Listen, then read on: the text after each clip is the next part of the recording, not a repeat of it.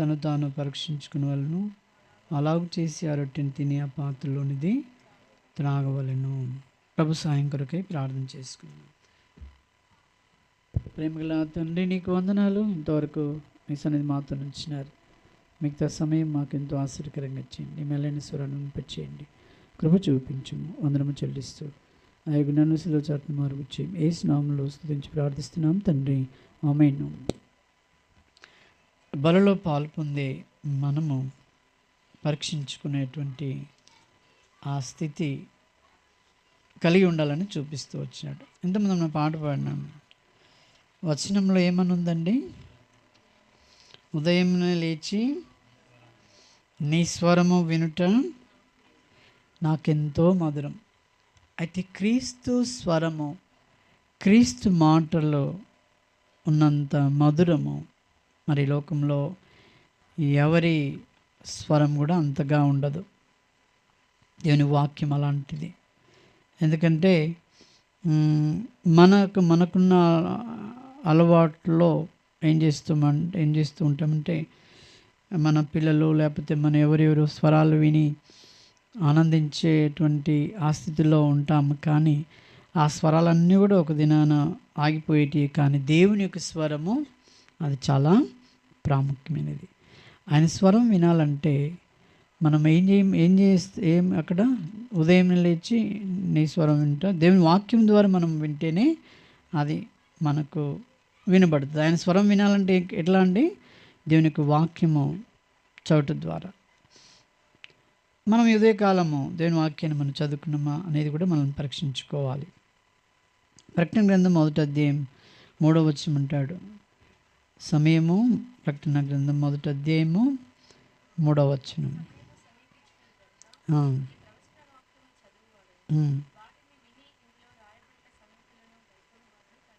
చాలు.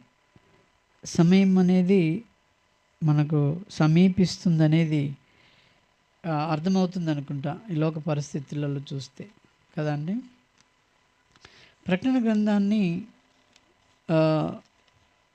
అది ఏ గ్రంథముగా అంటే ఆఖరి గ్రంథము, లేకపోతే ఈ యొక్క దినముల అంతమును తెలిపేటువంటి గ్రంథం అని మనం జ్ఞాపకం చేసుకుంటూ ఉంటాం. అది నిజమే కదా. అది నిజంగా మరి దేవుడు అలా చేస్తూ ఉన్నాడు. ఈ మధ్యకాలంలో ఒక సంఘటన జరిగింది యూకేలో. మరి ప్రకటన గ్రంథం 16వ అధ్యాయము, ప్రకటన 16 8, 9 వచనాలను చూడండి.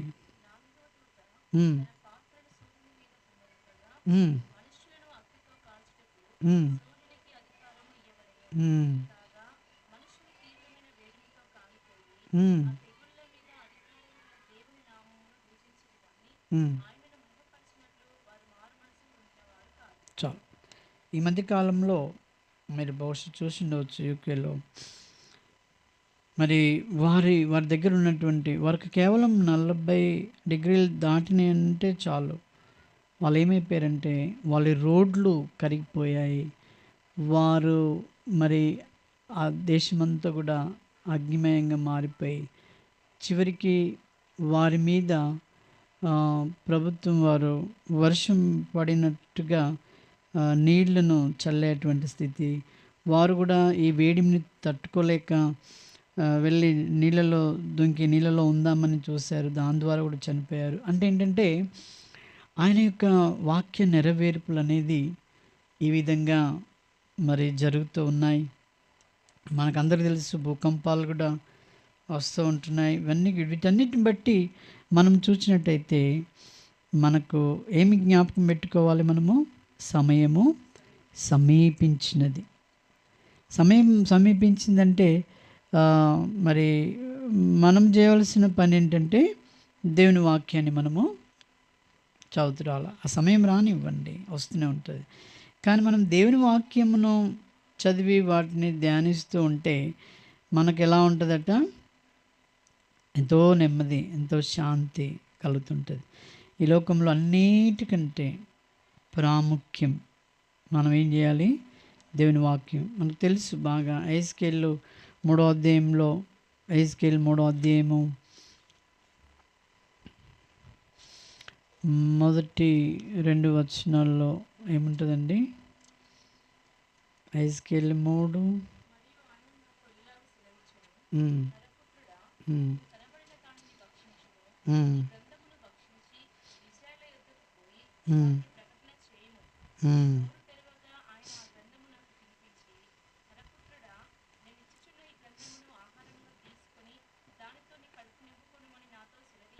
హ్మ్. చాలు. దేవుని యొక్క వాక్యము మరి మనం చదువుతూ ఉన్నప్పుడు మన నోటికి ఎలా ఉంటుందట? అది మధురంగా ఉంటుంది. అయితే ఈ మధురమైన దాన్ని మనము ఎలాగో చేయాలంటున్నాడంటే, నువ్వు భక్షించే రీతిగా నువ్వు మరి చాలా ఆశతో నువ్వు దాన్ని చదువుతూ రావాలి.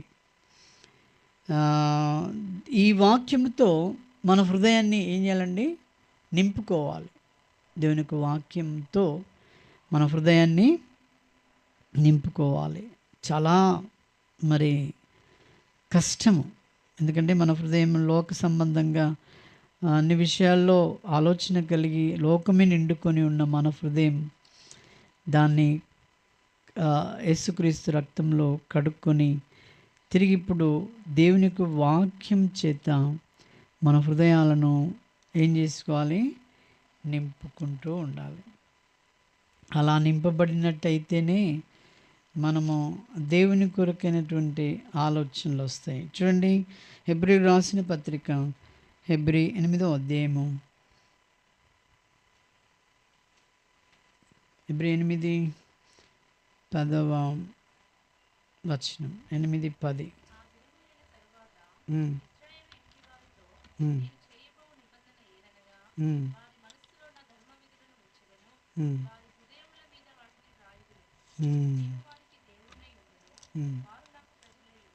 చాలా ఇక్కడే ఉన్నాడు.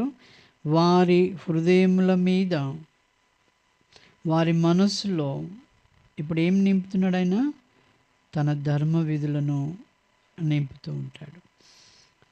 ఇప్పుడు దేవుని ఒక వాక్యం మనం చదువుతుంటేనే మనకు ఆయన యొక్క ధర్మ విధులు, ఆయన కార్యాలు ఏంటి అనేది తెలుస్తుందండి. చదవని తెలుస్తుందా? ఈ మధ్యకాలంలో మనకు ఏదైనా నింపాలి అంటే మనం వాళ్ళు పేపర్ ఇచ్చినప్పుడు దాన్ని నింపడానికి ఏం చేస్తాం? ఎన్నిసార్లు చదువుతూ ఉంటాం. ఈ మధ్యకాలంలో ఒక పేపర్ ఇచ్చారు, అది ఎవరిని చూసినా అర్థం కాదన్నట్టుగా ఉంటున్నారు. ఏ పేపర్ అది?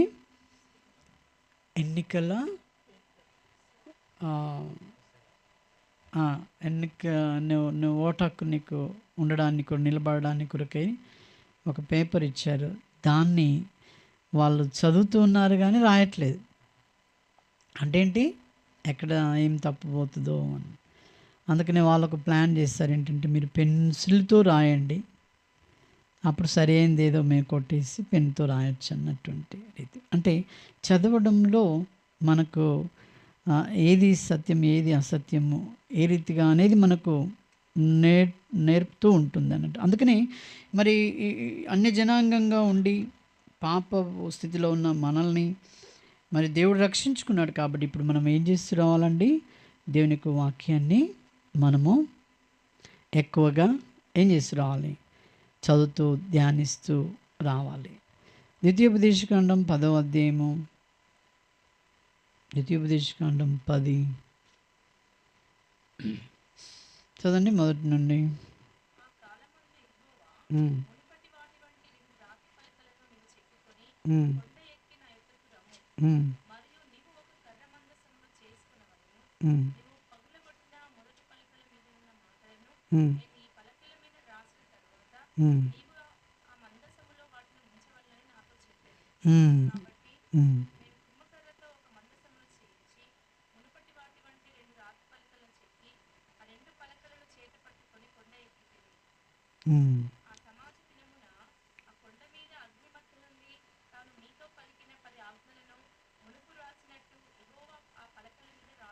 చాలు. దేవుడు ఆయన మరి మోసే ముందు ఏం చేస్తాడండి? 2 పలకల మీద రాస్తాడు. రాసిన తర్వాత ఆ పలకలను ఏం చేస్తాడు? పగులగొడతాడు. కానీ మరలా ఏమంటాడు? ఆ, నేను ఈ పలకల మీద వ్రాస్తాను, మరలా రాస్తాను అని చెప్పేసి అవి రాస్తూ వచ్చాడు. కాబట్టి ఈ పలకల మీద ఉన్నటువంటి మాటలు, దేవుని యొక్క వాక్యాన్ని మనము చదవటం ద్వారా మనకు ఏమవుతూ ఉంటుందండి? నేర్చుకుంటాం. ఏమి చెప్తున్నాడు, ఎలా చెప్తున్నాడు, ఏమని అంటున్నాడు, ఎలా ఉండాలని అంటూ ఉన్నాడు అనేది ప్రతిదీ మనము దేవుని యొక్క వాక్యాన్ని మనం చదువుతూ ఉన్నప్పుడు మనం ఏం చేయబడతామో నేర్చుకుంటాం. దేవుని యొక్క వాక్యాన్ని మరి పక్కకు పెట్టి మనం ఏమి కూడా నేర్చుకోలేము. అందుకని మరి ప్రతి ఉదయము దేవుని యొక్క వాక్యాన్ని ఏం చేస్తూ రావాలి? దేవుని వాక్యాన్ని చదువుతూ రావాలి. దేవుని వాక్యాన్ని నువ్వు క్రమంగా చదవటం ద్వారా నీకేం కలుగుతుందండి? విశ్వాసంలో ఏమొస్తుంది? గట్టి బలం. ఎందుకంటే సాతానుడు చాలా బలవంతుడు. ఎవరిని మింగుదుమా అని వాడు ఎలా ఉన్నాడట? గర్జించు సింహం వలె వాడున్నాడు. కాబట్టి మనము ఏం చేయాలా? దానికంటే అధికంగా, వానికంటే అధికంగా మనము బలం కావాలంటే మనము ఏం చేయాలి? దేవుని వాక్యము మనము ధ్యానం చేస్తూ చదువుతూ ఉంటున్నప్పుడు మాత్రమే మనం ఏమవుతామండి? బలవంతులముగా అవుతాం. అలా మనం చదువుతూ ఉన్నప్పుడు మనము దేవుని యొక్క సన్నిధిలో మనము తన యొక్క జీవాన్ని, తన యొక్క ప్రేమను, తన యొక్క పట్టుదలను ఇవన్నీ కూడా మనము గ్రహిస్తూ ఉంటాం. దేవుని యొక్క వాక్యాన్ని ఇప్పుడు ఉదాహరణగా ఆ కాలంలో మనకు ఒక లెటర్స్ ఉండేదండి, కార్డ్స్ రాసి పంపుతూ ఉండేది. దాన్ని రాసి పంపిన తర్వాత వారి దగ్గరికి వెళ్ళినప్పుడు వారిని దాన్ని తీసి చదువుతారా, ఊరికట్టు పక్కకు పెడతారా? చెప్పండి. దాన్ని తీసి చదువుతారు. చదవడం ద్వారా ఏమవుతుందంటే దాంట్లో ఏమంటున్నారు, ఏం మాట్లాడుతున్నారు, ఏమి తెలియజేస్తున్నారు అనేది మరి దాంట్లో మనము కనుగొంటాం, దాంట్లో మనం చూస్తాం, దాన్ని బట్టి మనము నడుస్తూ ఉంటాం. అయితే ప్రశస్తమైనటువంటి ఈ దేవుని యొక్క వాక్యము ఇది మనకు దేవుడు అనుగ్రహించినాడు. కాబట్టి మన ఆత్మీయ జీవితంలో ఈ లోకంలో మనము ప్రభు కొరకు జీవించాలంటే మనకు దేవుడు మరి పరిశుద్ధ బైబిల్ లేఖనాలు నీ భాషలో నా భాషలో మనకు అనుగ్రహించినాడు. ఎంత గొప్ప ధన్యులమండి. ఈ మధ్యకాలంలో వాట్సాప్లో ఒకటి వచ్చింది. ఏంటంటే ఎస్టీ వాళ్ళకు, లంబాడి ఇంకా వేరే వాళ్ళకు ఒక బైబిల్ మొన్న ప్రింట్ అయింది వాళ్ళ భాషలో ఈ మధ్య కాలంలోనే ప్రింట్ అయినట్టుగా మరి వచ్చింది. కావలసిన వారు ఆర్డర్ చేసుకోవచ్చని. చూడండి, అంటే మనకెంతకాలమైంది దేవుని వాక్యము వచ్చి? తెలుగులో నువ్వు పుట్టిన దగ్గర నీకు తెలివి వచ్చిన దగ్గరికి వెళ్ళి కూడా నీ చేతిలో ఉంది ఈ వాక్యం. నీ లాంగ్వేజ్లో, నీ భాషలో ఉంది. అయితే దీన్ని చదువుతూ ఉన్నప్పుడు మనము ఏం కావాలండి? దేవుని యొక్క వాక్యంలో బలపరచబడుతూ మరి స్థిరపరచబడుతూ ఈ లోకంలో మనం జీవిస్తున్నాం. దేన్ని కూడా కాదు, ఎవరు కూడా నీకు బోధింపనక్కర్లేదు. కానీ దేవుడే తన యొక్క వాక్యం ద్వారా మనకు బోధిస్తూ ఉన్నాడు. 1 యోహాను పత్రిక 2వ అధ్యాయంలో ఈ మాట చెప్తాడు. చూడండి, 2వ అధ్యాయము 20వ వచనం.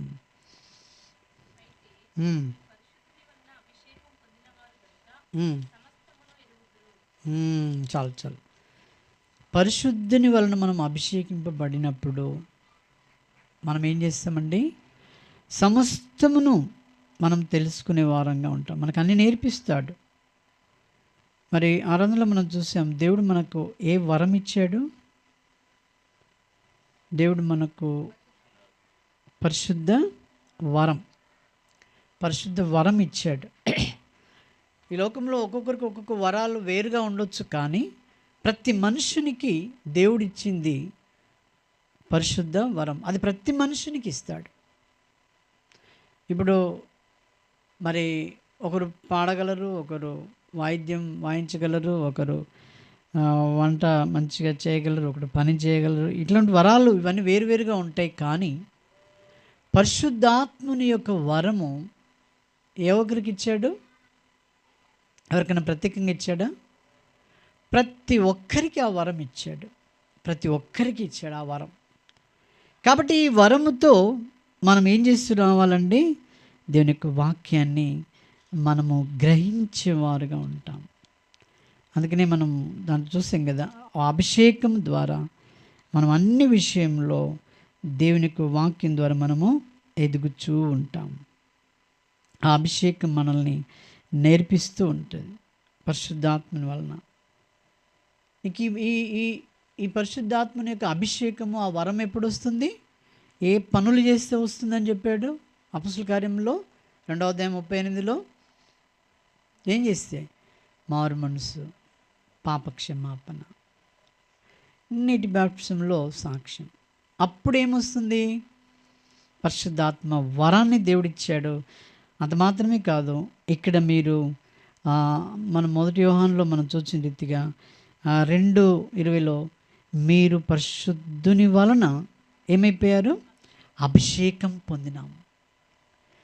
దేవుడు మనల్ని అభిషేకించాడు.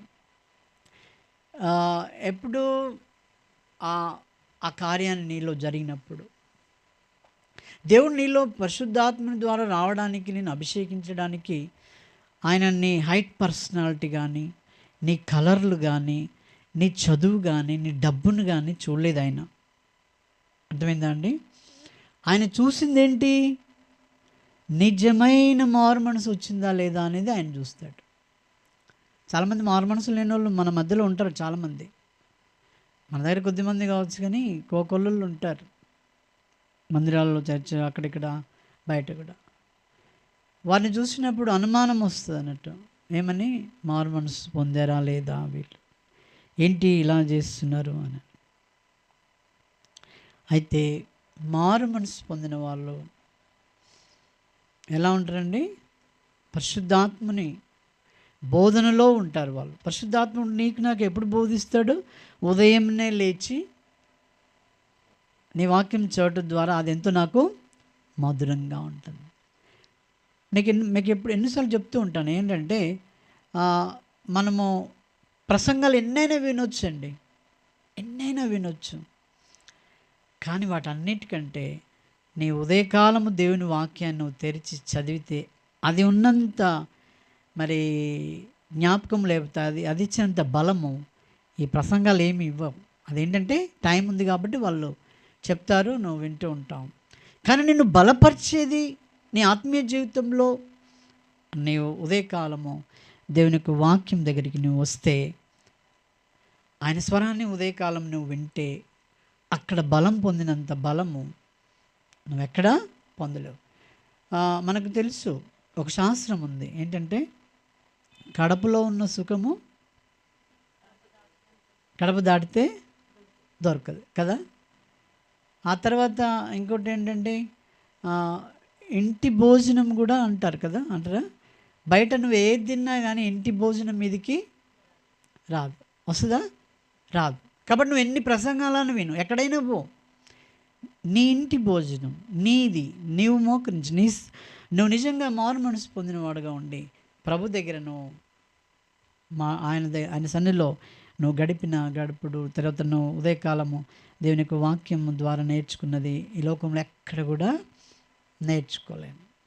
ఈ మధ్యకాలంలో చాలా వచ్చినాయి, చాలా యూట్యూబ్లలో రకరకాలుగా మెసేజ్. అర్థమైందండి. మరి మన దగ్గర కూడా ఒకటి ఉంది ఏంటంటే, హెబ్రోను సహవాసం అంటే ఎన్ని ప్రసంగాలు ఉంటాయని అంటాము? 3 ప్రసంగాలు పెడతారని తెలుసు. ఇప్పుడు చాలా వరకు 2 అయినాయి. ఇప్పుడు 2, 3 మనల్ని కొట్లాట నుండి మారుస్తుందా? ఈ 2, 3 వింటుల్లో కొట్లాటలు ఎక్కువ చేస్తున్నారు. అంటే ఏంటి? దేవుని వాక్యానికి లోబడుతున్నారా వీరు? ఎవరికి లోబడుతున్నారు? కట్టడాలకు. చెప్పాడా?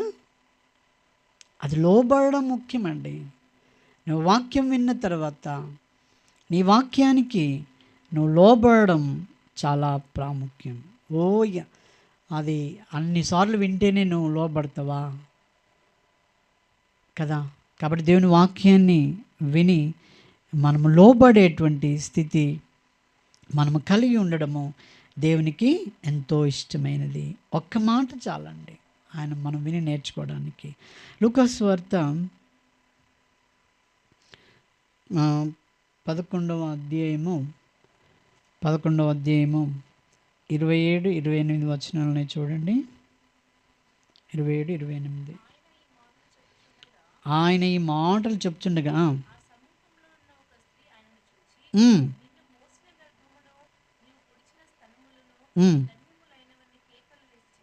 ఆమె కేకలు వేసి దేవునికి ప్రభువుకు చెప్తూ ఉందన్నట్టు చెప్తున్నప్పుడు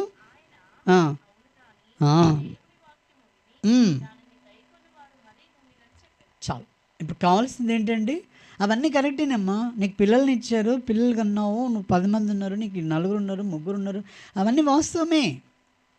కానీ ఒకటి కాదు గ్రహించుకుడ ఏంటి? నీకు ఇచ్చినటువంటి ఆ గర్భఫలము దేవుని వాక్యం విని దాన్ని గ్రహించుకుంటే, గైకుంటే వారేమవుతారట? అప్పుడు దండులండి. మనం ఈ లోకంలో గొప్ప ఏంటంటే ఇంతమంది పిల్లలు అని చెప్తాం, వాడు అది చదివిండు, ఇటు చదివినట్టు వాక్యం చదివి చెప్పారు. వాక్యం గురించి ఉండదు కదా. అయితే దేవునికి వాక్యమును గైకున్నప్పుడు, దేవుని వాక్యానుసారంగా వెళుతున్నప్పుడు మరి ధన్యులు. అక్కడ ప్రకటనలు అదే అన్నాడు కదా, 1వ అధ్యాయము 3వ వచనంలో, చదువువాడును వాటిని విని ఇందులో వ్రాయబడిన సంగతులను గైకొనువాడు ధన్యుడట. ఇందులో వ్రాయబడిన సంగతులను గైకొనువాడు ధన్యుడు అన్నాడు. ఇక్కడ అమ్మతో ఏమన్నాడు? ఇక్కడ అది మంచిదే అమ్మా, అవును, కానీ దేవుని వాక్యమును విని దాన్ని గైకొనువాడు ధన్యులు. వారు మరి ధన్యులు. నువ్వు 3 ప్రసంగాలు వింటేంటి, ఎబ్రోను సంవత్సరం ఉంటే, నువ్వు ఎక్కడ ఉంటేంటి, నువ్వు గైకొన్నవాడుగా లేకపోతే నువ్వు ధన్యుడవా? అవి నిన్ను మారుస్తున్నాయా? దేవుని వాక్యం నిన్ను మారుస్తుంది. అది ప్రాముఖ్యము. ఇవన్నీ ఏదో కాదు, దేవుని వాక్యం చాలా ప్రాముఖ్యం. దేవుని వాక్యాన్ని మనము గైకొని లోబడము, నేర్చుకోవడము, వాక్యానుసారంగా జీవించడము అది చాలా ప్రాముఖ్యము. అది నేర్చుకోవాలి మనం. దేవుడు ఏం చెప్తున్నాడు? ఉదాహరణ చెప్తున్నా, ప్రభు బలిలో పాలు పొందితేనే మనం గట్టిగా ఉంటాం అనేది అది వాస్తవమా అనేది నేను ఎట్లా చెప్తానంటే, ఇప్పుడు నీకు ఆరాధన లేని స్థితే వస్తుంది ఒక దినం. నీకు ఆరాధించుకో, నీకు మందిరం ఉండదు, కొంతకాలం వస్తే అట్లా వస్తుంది. అప్పుడు నువ్వు బయట మరి ఉంటావు, నువ్వు ఆరాధించుకోలేవు, నీకు బల్ల చేసేవారు కూడా ఎవరు ఉండరు. అప్పుడు నువ్వు ఇక సతికిల పడ్డట్టేనా? చెప్పండి, సతికిల పడిపోతాం మనం. అందుకనే అన్నాడు, దేవుని యొక్క వాక్యాన్ని మనం బాగా చదవడం ద్వారా, నేర్చుకోవడం ద్వారా మనం విశ్వాసంలో నిలబడాలండి. ఇప్పుడు ప్రతి వారము బలలో పాలు పొందుతున్న వీళ్ళే పంచాలు చేసుకుంటున్నారు. అదే మరి బల్ల లేకున్నా షడ్రక్ మెషక్ అబేద్నెగోలు, అదే యోబుని చూసుకోండి, అదే దావీదుని చూసుకోండి, వారు ప్రతి వారం బల్ల పొందారా? వారికి ఏమన్నా హెచ్చరికలు చెప్పేవాళ్ళు ఉన్నారా? చెప్పండి, లేవు. ఇందలేనే లేదు వాళ్ళకు. కానీ వారు ఎలా ఉన్నారండి? ఎప్పుడైతే దేవుని యొక్క వాక్యాన్ని వాళ్ళు ప్రేమిస్తూ వచ్చారో, మనం అది నేర్చుకోవాలి. ప్రాముఖ్యమైనటువంటిది ఏంటండి? మనం అది నేర్చుకోవాలి. దేవుని వాక్యంలో మనము మరి చదవాలా, స్థిరపడాలి, బలపడాలి అని చెప్తూ ఉన్నాడు. ఇక్కడ ప్రకటన గ్రంథంలో నీకు బలంగా ఉండడానికి, నువ్వు ధన్యుడిగా ఉండడానికి ఏమన్నా పద్ధతులు పెట్టాడా? చెప్పండి. కరెక్ట్గా 9 గంటలకే ఆరాధన, ఆదివారము ఇట్లుంటేనే, ఈ పద్ధతిలో ఉంటేనే అనే పద్ధతులు ఏమి పెట్టాడా? పెట్టలే. ఇది మన కొరకు ఏర్పరచబడినవి. కాబట్టి వీటన్నిటికంటే ముఖ్యము నీలో ఏముండాలి? దేవుని యొక్క వాక్యం ఉండాలి. నువ్వు వాక్యం ఉంటే, అందుకనే ఒక ఆయనకు మన సంవత్సరంలో ఒక ఆయనకు ఒక పేరు వచ్చింది. ఏం పేరంటే వాకింగ్ బైబిల్. ఆయనకి ఏమని పేరు వచ్చిందండి? నడుస్తున్న బైబిల్ అని పేరు వచ్చింది. అవునా కదా? ఎందుకు నడుస్తున్న బైబిల్ అని పేరు వచ్చిందంటే, ఆయన బైబిల్ తీయకుండానే వచనాలన్నీ బాగా చెప్పేస్తాడు తరోగా. మనం ఇంతకాలం చదువుతున్నాం, ఒక్కటి ఉండదా? ఉంటుందా? ఒకటి ఉండదు, కానీ వాళ్ళది గుర్తుంటుంది. వాళ్ళు మన శత్రువులు ఉంటారు కదా మనకు, వాళ్ళని ఎప్పుడు అందామా, ఏమందామా, వాళ్ళని గడపడితే మరి ముఖం మట్టు పెట్టుకుందామా, ఇది పెట్టుకు ఇవి జ్ఞాపకం ఉంటాయి, కానీ అవి కరెక్ట్ కాదు. దేవుని వాక్యం మన హృదయంలో ఉండాలి. అలా ఉంటే ఏంటంటే ఎప్పుడు నువ్వు వెళ్ళినా దేవుడు నిన్ను ఆహ్వానిస్తాడు, ప్రేమిస్తాడు. నా వాక్యముతో నింపబడినటువంటి వారుగా ఉండాలి. నా వాక్యం చేతి నింపబడి. ఇప్పుడు మీరు ఏదైనా ఎగ్జామ్స్ రాస్తారండి, చదవకుండా పోయి రాస్తారా? చదవకుండా పోయి ఎవరు రాయరు కదా, బాగా చదువుతారు. ఇప్పుడు ఐఎస్ఐ చదివిన వాళ్ళు, కొన్ని చదివిన వాళ్ళని అడిగితే వాళ్ళు ఇంటర్వ్యూ చేస్తారు కదా, వాళ్ళు 10 గంటలు చదివినాం, మేము 8 గంటలు చదివినామని. ఈ లోకంలో తాత్కాలికమైన ఈ ఉద్యోగం కొరకే 40 ఏళ్ళ లైఫ్ కొరకు వాళ్ళు అంత చదివి సమయం అంతా అక్కడ పెడితే కదా, ఎప్పటికీ ఉండబోయేది ఏంటిది? మనం ఈ లోకంలో ఎవరి మాట? పరదేశులం. మనం ఎవరమండి? ఈ లోకంలో పరదేశులం, బాడిగ గ్రహం. చెప్పండి, ఎవరైనా ఉన్నారా పర్మనెంట్కి ఇక్కడ? చెప్పరు, ఉన్నారా? ఎవరు లేరు. అంటే ఏంటి? వాళ్ళు ఉండిపోయే స్థలానికి వెళ్ళారు ఫస్ట్. ముందు ఎక్కడ ఉంటున్నారు? మరి పరలోకంలో. మన స్థలం అదేనండి, మన స్థలం అది అని ఎవరు గ్రహించాలి? మరి ఆ గ్రహింపు ఎప్పుడు వస్తుంది? దేవుని వాక్యాన్ని మనము శ్రద్ధగా చదువుతుంటేనే ఆ విశ్వాసం వస్తుంది, దాని మీద నమ్మకం పెరుగుతుంది, దాని మీద ఆశ పెరుగుతుంది. అంతే అన్నాడు కదా కీర్తనలో, మనం చూసాం కదా ఆరాధనలో 146లో ఆయన ఏమన్నాడు? ఆయన మీద ఆశ పెట్టుకోవాలన్నాడు. ఆయన మీద మనం ఏం చేసుకోవాలండి? 46:5 వచనం అన్నాడు. 5వ వచనం, 46:5 వచనం.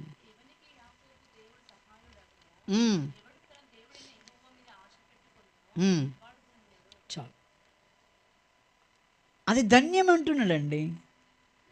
నీకు ఇక్కడ లోకరీతిగా ధన్యులని మరి ఎప్పుడు అంటారంటే, నువ్వు బాగా 5 గంటలు 10 గంటలు చదివిపోతే నువ్వు ధన్యుడెవరు నాయన అని ఉద్యోగం ఇస్తాడు, అంతేగాని పరలోకం ఇవ్వడు. పరలోకం ఎప్పుడు ఇస్తాడు? పరలోకంలో ధన్యులు ఎప్పుడు? దేవుని మీద మనం ఆశ పెట్టుకున్నప్పుడు. ఈ లోకంలో ఆశలు ఎన్నో ఉంటాయి, వాటన్నిటి నుండి మనము మామూలుగా నెరవేర్చుకోవాలి, కానీ ఫుల్గా ఆశ పెట్టుకోకూడదు. కీర్తన 135 వచనం. కీర్తన 135 వచనం.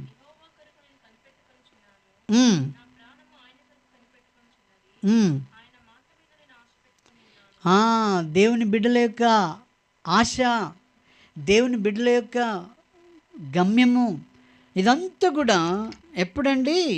ఆయన కొరకు మనం కనిపెట్టాలి. నా ప్రాణము ఆయన కొరకు కనిపెట్టుచున్నదిగా ఉండాలి. ఆయన మాట మీద నేను ఆశ పెట్టుకుని ఉన్నాను. ఆయన మనకు ఒక వాగ్దానం ఇచ్చాడు. ఆయన మాట అంటే ఏం వాగ్దానం అండి? యోహాను సువార్త 14వ అధ్యాయం. యోహాను సువార్త 14వ అధ్యాయము తీసారా? 14 చదవండి. మొదటి వచనం చదవండి, చెప్తాను. మీ హృదయంను కలవరపడదు.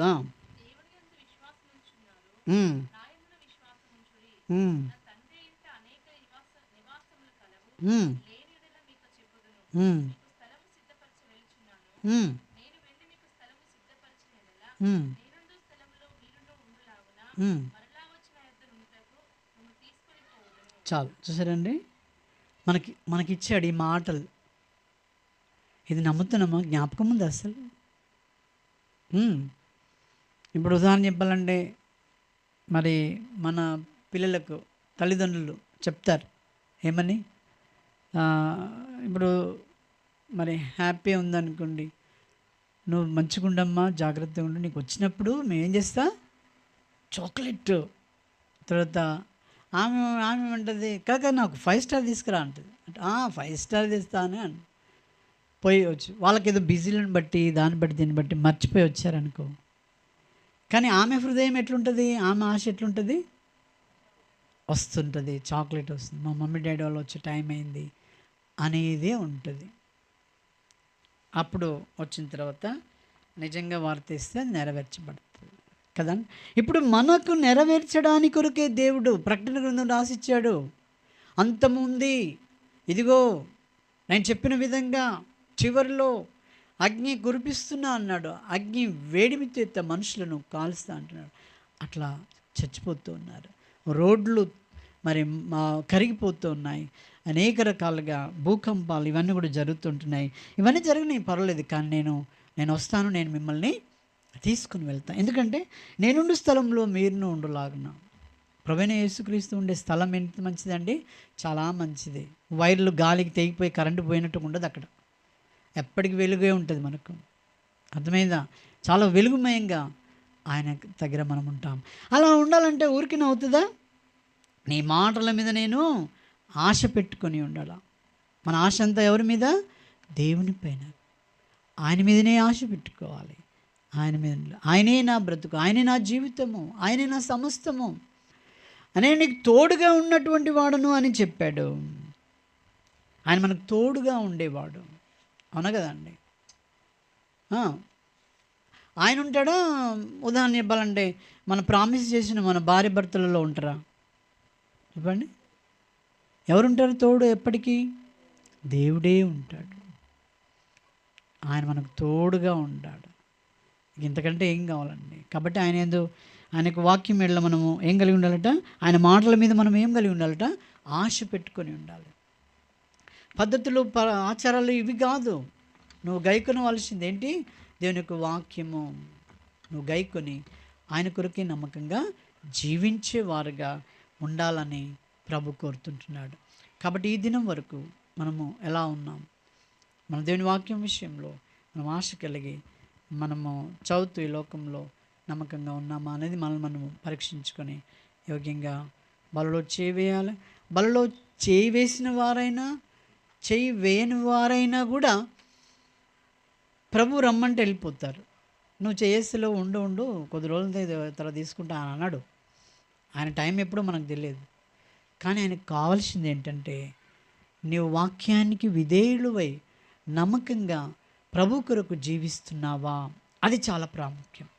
అలాగైతే నీవు ధన్యుడవు అని చెప్తుంటాను. కాబట్టి ఆ రీతిగా ఉంటే ప్రభు మనకు సహాయం చేయనుగాక. యోగ్యమైన రీతిలో మనం ప్రార్థన